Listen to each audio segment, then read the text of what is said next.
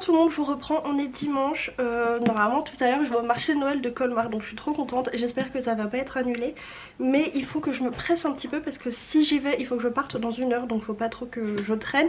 Bref, alors j'ai commencé une nouvelle lecture et j'ai choisi donc de lire La Piste des Cendres d'Emmanuelle Chastelière, dont je vous ai pas mal parlé récemment pardon, puisque l'auteur est venu en live sur la chaîne et que je l'ai mis dans ma pile à lire du Cold Winter Challenge, donc je vais pas trop m'étaler, je vais juste vous faire un bref résumé puisque je peux pas vous dire grand chose de mon avis pour l'instant puisque je suis à la page 76, donc j'ai pas lu énormément. Pas pourquoi en ce moment à nouveau je suis dans une période de lecture où je lis assez peu, donc ça m'embête un peu, mais bref, c'est donc l'histoire d'un jeune garçon qui s'appelle Hazel, qui est originaire d'une ferme dans le Nouveau Coronado. On est dans un univers de fantasy, dans un esprit un petit peu uchronique puisqu'on se situe pardon, au 19e siècle, et l'idée c'est que des colonies se seraient installées en Amérique du Sud. Et bon bref, c'est pas les colonies telles qu'elles ont existé dans notre histoire réelle, mais des colons qui se sont établis en Amérique du Sud à la recherche de matières premières, enfin bon bref, de s'enrichir sur le dos d'une terre qui leur appartient pas. Et on va suivre en fait un jeune garçon dont le père est un fermier assez reconnu de la région, et par contre dont la mère était une esclave, donc une native de... je sais pas trop c'est quel pays où il se situe en fait puisque les noms sont changés, mais bref, dans tous les cas sa mère était une indigène, elle est morte à sa naissance, il a été élevé parmi les domestiques jusqu'à ce que finalement son père se dise bon bah il est là, il porte mon nom, donc autant essayer d'en faire quelque chose. Et donc on a un premier chapitre comme ça où on suit Hazel quand il était enfant, et ensuite on a un bond dans le temps et on le rencontre quand il est beaucoup plus vieux et qu'il est devenu chasseur de primes, puisque dans la région évidemment il y a des tas d'indigènes qui parviennent à s'échapper de l'emprise de leur maître et qui vont tenter leur chance dans la montagne, sauf que bah il faut les rattraper, enfin bref, sauf qu'en fait bah ils sont pourchassés par des chasseurs de primes pour se faire de l'argent, et Hazel est donc devenu chasseur de primes. Voilà, pour l'instant j'ai rien de plus à vous dire là-dessus puisque je n'ai pas d'autres éléments, et sinon j'ai pas commencé mais j'aimerais bien commencer quand même. J'aimerais bien faire la relecture donc de Victorian Fantasy de Georgia Caldera, puisque depuis que je l'ai eu en live il y a quelques jours, le live était trop cool, je sais pas, j'ai envie de relire ça, donc je l'ai sorti, j'ai pas eu le temps de le commencer puisque comme je lis à 2 à l'heure, je mets ça en priorité pour avancer un petit peu dessus, mais voilà je pense pour ce que je vais lire du coup la semaine prochaine, et puis de toute façon je vous tiendrai au courant. Sur ce, je vais vous laisser préparer et puis je pense que je vous prendrai quelques images du marché de Noël de Colmar, et voilà, à tout à l'heure.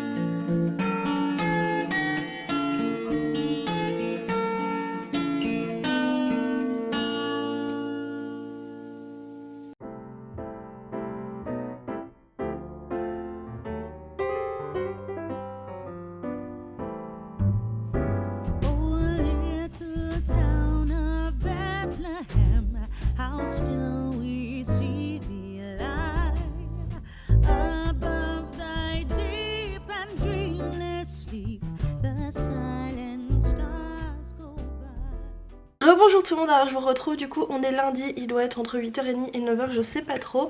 Hier je suis allée au marché de Noël de Colmar, j'y ai passé une bonne partie de l'après-midi et une partie de la soirée, et c'était vraiment trop bien. C'est vraiment toute la féerie de Noël, toutes les merveilles de Noël concentrées dans une petite ville avec une architecture typique, enfin c'est assez...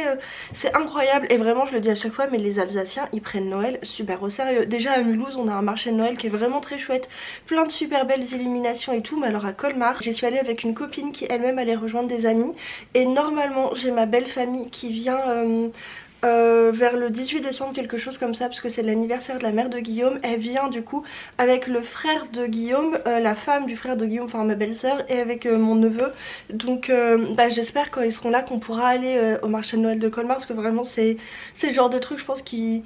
ça vaut le coup de le faire une fois dans sa vie. Sinon, pour mes lectures, il y a quelques jours, enfin la dernière fois que je vous ai repris, je me souviens plus, j'ai commencé une nouvelle lecture, donc j'ai choisi La Piste descente d'Emmanuel Chastelière, dont je vous ai pas mal parlé récemment parce que j'ai eu la chance que l'auteur accepte de venir sur la chaîne pour un live YouTube.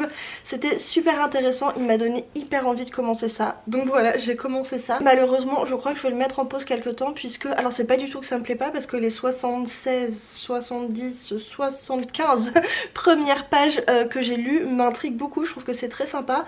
Mais en 4 jours j'ai lu que 70 pages et je lis assez peu en ce moment, je prends pas le temps, je fais d'autres choses et tout. Et j'aime pas me lancer sur des pavés dans des moments où je prends pas le temps de lire parce que ça fait une lecture très décousue. Et je sais que je profite pas assez de ma lecture, les pavés j'aime bien quand même quand tu t'immerges. Entre 100 et 200 pages par jour c'est sympa parce que comme ça tu te manges le pavé en moins d'une semaine, t'es hyper immergé dedans. Mais là si en 4 jours j'ai lu 70 pages, je vais pas en profiter, à chaque fois je vais être en train de me dire ah oui qu'est-ce qui s'est passé, enfin c'est bref, trop décousu pour mon rythme de lecture actuel. Donc je mets ça de côté et je le reprendrai je pense dans pas très longtemps, dans quelques jours, quand j'aurai plus de temps pour lire. Pour ma lecture de qu'est-ce que je vais lire maintenant, j'ai bien envie de me faire du coup la relecture de Victorian Fantasy de Georgia Caldera. Mais je sais pas du tout je me déplace là pour aller vous montrer du coup ce que j'ai dans ma pile à lire. Alors, on change de place. Évidemment, il n'y a plus du tout de lumière, du coup, comment on va faire? Allez là! Allez! Alors du coup, juste là, on a une partie de ma pile à lire. J'ai sorti 2-3 trucs. Ça, je le commence début décembre, donc c'est pas très long, mais je vais attendre le début de la lecture commune pour le commencer avec tout le monde. Alors, j'ai La Route de la Conquête de Lionel Davoust que je pourrais sortir puisque c'est plusieurs grandes nouvelles. Il y a 6 grandes nouvelles, donc je me dis ça peut être sympa d'en lire 1 ou 2 par jour. Ça peut être une très bonne solution. Non mais vraiment, c'est une blague. Le petit chat, je le laisse sans surveillance 3 secondes. Il était déjà en train d'aller bouffer mes décorations de Noël. On va pas s'en sortir. Nevernight de Jack Christophe. Alors là encore c'est une brique, sauf que c'est une brique plutôt young adulte. Donc c'est pas la même chose qu'une brique fantasy adulte. Vous voyez ce que je veux dire? Qui me fait très envie, que j'ai très envie de lire. Et sinon j'ai Le Chien du Boulanger de Camille le Chien du Boulanger. Oh putain, mais est-ce qu'une fois dans ma vie je vais pas me tromper là-dessus? Le Chien du Forgeron de Camille le Boulanger. Qui est assez court et qui a l'air d'être très sympa, donc j'aimerais beaucoup lire ça. Il fait combien? Il fait 250 pages, ça peut être l'affaire d'une journée ou deux, donc ça serait cool, ce serait vraiment bien que je lise ça. D'ailleurs je pense que ce serait bien que je parte là-dessus. Oui, parce que sinon j'ai des petites novellas là aussi, mais ça a l'air d'être un peu pesant, un peu lourd, un peu déprimant. De chez Une Heure Lumière, enfin de chez Le Bélial collection Une Heure Lumière, donc j'ai pas envie de me lancer là-dedans. Je pose tout ça là, je vais mettre de côté les livres qui me font envie et puis tout à l'heure quand je me poserai pour lire, je choisirai et je vous tiendrai au courant. Là je vais me remettre à la lumière déjà parce que c'est pas trop agréable d'être dans le noir. Là du coup on est lundi, donc il faut absolument que j'envoie mes colis Vinted parce qu'il y a des gens qui ont commandé il y a quelques jours déjà et c'est pas que j'avais oublié mais je m'en souvenais pas tout à fait non plus, donc là il faut vraiment que j'envoie mes colis Vinted. Je vais envoyer ça ce matin et ensuite je vais passer en ville, il faut que j'aille au magasin acheter 2-3 trucs. Je vais vous laisser là, je vous reprends tout à l'heure quand j'aurai choisi ma nouvelle lecture et puis voilà, je vous reprends plus tard. 1er décembre, et qui dit 1er décembre dit première case du calendrier de l'Avent. D'habitude j'ai pas vraiment de calendrier de l'Avent, mais cette année avec ma meilleure amie on s'est motivé et on s'est fait un échange de calendrier de l'Avent, donc 24 petits cadeaux l'une pour l'autre. Et je vais ouvrir la première case. À la base je voulais attendre d'avoir pris mon petit déj pour être lavé machin tout ça, mais apparemment ça se mange. J'appuie sur un bouton, ça ne filme plus. Avant d'ouvrir je propose de faire des prédictions de qu'est-ce que ça peut être. Ça se mange, c'est rond, ça ne dégage pas d'odeur. Moi je pense que c'est genre du chocolat chaud en poudre, vous voyez, un truc comme ça, ou une pâte à tartiner. Trop bien, je suis trop contente. Donc voilà, et puis je vous reprends tout à l'heure pour vous parler de ma lecture en cours. Et puis parce que voilà, je vais partir sur un marathon lecture aujourd'hui, donc ça va être cool. Voilà, bon à tout à l'heure. Alors je vous retrouve, on est toujours jeudi, mais là il doit être déjà 14 h. J'ai passé la matinée à faire du montage et du ménage et des lessives et des trucs comme ça que je n'avais aucune envie de faire, mais ça faisait trop longtemps que je reportais. Alors du coup je vous disais rapidement ce matin qu'aujourd'hui je suis sur une grosse flemme, donc je vais me faire une journée lecture puisque ça fait longtemps que j'ai pas lu. Je suis en train de lire Le Chien du Forgeron de Camille le Boulanger. Je suis à la page 110 sur 300, donc j'ai lu un tiers du roman. Ça me plaît beaucoup pour l'instant, c'est assez particulier, je vous descends, j'aime pas qu'on voit le haut de mon crâne, je sais pas pourquoi, mais bref. Oui, du coup je disais c'est assez... Enfin c'est très bien écrit, c'est vraiment très bien écrit, c'est très intéressant. Ça raconte l'histoire d'un personnage qui est le neveu d'un roi dans un contexte un petit peu celtique. Je sais pas c'est quoi exactement comme culture, mais je crois que oui c'est ça, ça doit être une inspiration de mythes et légendes celtiques. Bref, ce garçon qui est le neveu d'un roi a une histoire familiale assez compliquée parce que entre ses parents c'était pas le grand amour. Il y a toute une histoire qui précède sa naissance qui fait que dès le début c'est un personnage avec une histoire, mais en plus l'éducation de ses parents va le pousser dans certaines directions et c'est un personnage en fait qui va devenir un grand héros, un grand guerrier et on le voit bah voilà grandir, évoluer. Et ce qui est hyper intéressant c'est que ce n'est pas un personnage hyper sympathique, c'est une brute en fait. Il est assoiffé de violence, de combat, de gloire et donc c'est pas un personnage très sympathique. Il ne lutte pas pour des idéaux, il lutte vraiment pour lui-même.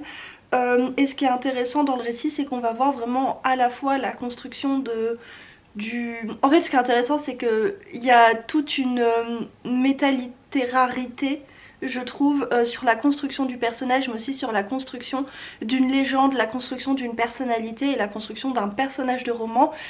Quels sont les éléments qui vont faire qu'un personnage va prendre telle direction, qu'une personne va prendre telle direction, quels sont les moments forts, quels sont l'histoire familiale, enfin bref, quels sont les éléments qui ont fait qu'il est devenu tel qu'il est et on va nous raconter ça. C'est extrêmement bien écrit et vraiment c'est très immersif. Pour l'instant ça me plaît. Très long, j'aimerais bien terminer ça aujourd'hui parce que j'avais commencé ça parce que j'étais sur la piste des cendres qui me plaisait aussi, mais comme je lisais peu, je voulais pas traîner un livre pendant 3 semaines, bah du coup celui-ci je l'ai commencé il y a quelques jours aussi et j'ai toujours pas avancé.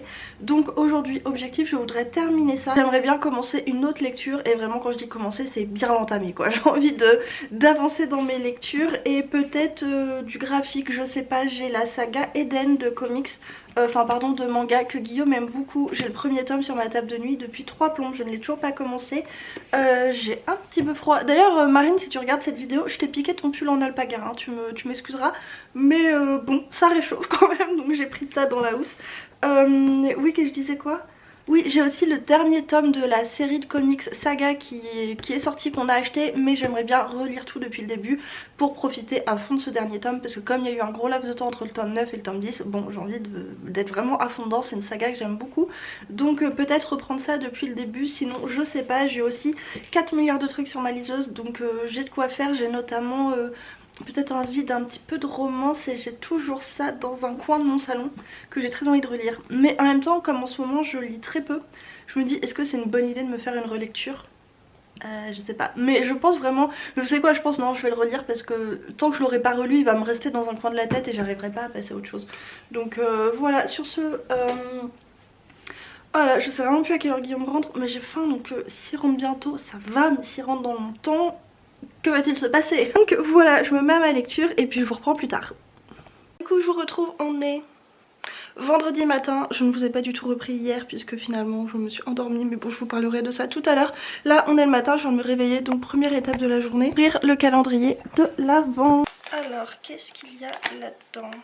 Numéro 2, du coup j'ai eu des petits boutons. Allez, un petit effort. Oh là là, ils sont vraiment hyper mignons. Vous voyez, ils sont en verre comme ça et il y a des... Enfin, je sais pas trop comment c'est... Enfin, c'est pas du verre, hein, c'est du plastique, mais je sais pas trop comment c'est fait. Mais c'est... Regardez ma manicure, c'est vraiment la pire manicure de la terre. Je sais, enfin, c'est pas grave, on s'en fiche. Mais c'est ultra mignon, j'adore. Et du coup, je pense que ça vient d'Emmaüs. Oui, parce que d'ailleurs, j'ai pas précisé, mais ce calendrier de l'Avent, ce n'est évidemment pas 24 achats neufs de choses... Enfin c'est un calendrier de l'Avent. Bah, Marine je sais qu'elle a pris beaucoup de choses à Emmaüs parce qu'elle sait que j'adore Emmaüs. Moi je fais beaucoup de choses fait main donc voilà, trop contente, c'est trop mignon. Et je pense que les petits en plastique là, je vais aller les mettre sur mon pull. Du coup le programme de la journée ça va être, bon déjà un gros petit déj puisque c'est bien mérité. Ensuite aujourd'hui j'aimerais bien tourner une vidéo, ça va être une longue vidéo puisque ça va être la vidéo sur les services presse que je vous ai promis il y a super longtemps. J'ai pris plein de notes, j'ai rempli 12 pages Word de notes, de trucs que j'avais envie de dire et tout.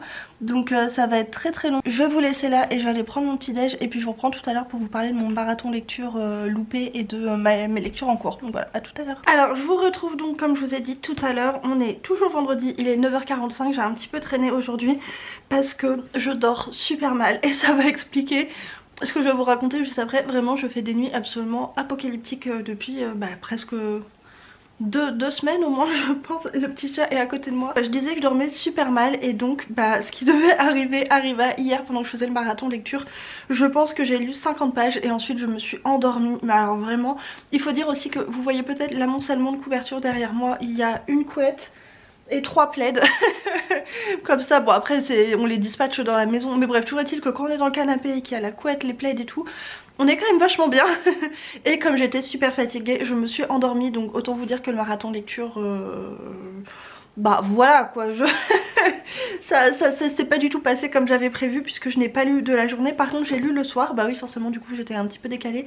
Et j'ai terminé quand même Le Chien du Forgeron, ce qui était mon objectif de la journée. J'ai beaucoup aimé ma lecture, c'était vraiment vraiment très très bien écrit. L'évolution de ce personnage, sa personnalité est tellement brutale et en même temps on voit le gâchis quand même d'une certaine manière de ce qu'il aurait pu être et ce qu'il est devenu à cause des conditions. C'est hyper intéressant comme perspective sur le personnage et sa légende. C'était bref, ça c'était intéressant. J'ai beaucoup aimé aussi la manière dont le narrateur nous parlait du destin et de bah est-ce qu'on est vraiment destiné à quelque chose ou est-ce qu'on se contraint dans une destinée. Enfin il y avait plein de choses intéressantes là-dessus qui étaient très chouettes. En plus c'était vraiment, ça faisait partie de l'intrigue.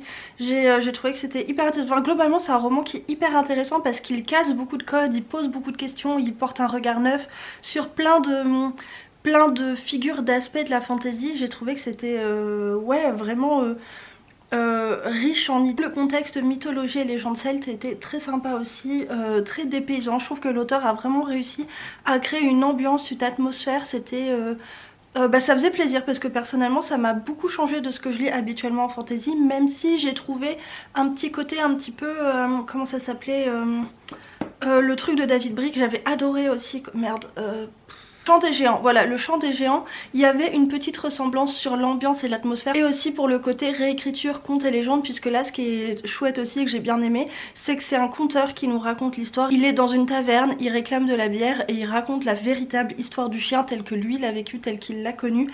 Et du coup il y a tout un côté un petit peu verve du conteur, il y a des petites répliques du conteur, ramenez-moi à boire et tout, qui sont très sympas. J'ai trouvé qu'il y avait une longueur vers le milieu du roman, heureusement après on part sur autre chose, mais ce passage là j'étais bon, je sais pas, ce passage là j'ai trouvé un petit peu long, je me suis un petit peu ennuyée, mais ensuite on part sur un autre sur autre chose et ça m'a brisé le cœur. Il y a vraiment un aspect tragique dans cette histoire qui est très touchant et qui aussi, enfin notamment je pense à une certaine scène, si vous l'avez lu vous voyez de quelle scène je parle, qui était vraiment bouleversante j'ai trouvé, qui illustre vraiment toute cette thématique un petit peu du roman de quel gâchis quoi, enfin finalement quel gâchis tout ça. Voilà, c'est un roman qui est court mais qui est très riche en plein de choses aussi parce qu'on aborde aussi la question de l'histoire, de l'évolution de l'histoire. Donc voilà pour ça. Et ensuite j'ai commencé sur ma liseuse, je n'ai pas énormément avancé mais vraiment déjà les quelques pages m'ont fait mais tellement plaisir et je me suis dit ok, j'ai fait le bon choix en partant sur cette lecture, c'était vraiment ça qu'il fallait que je lise maintenant.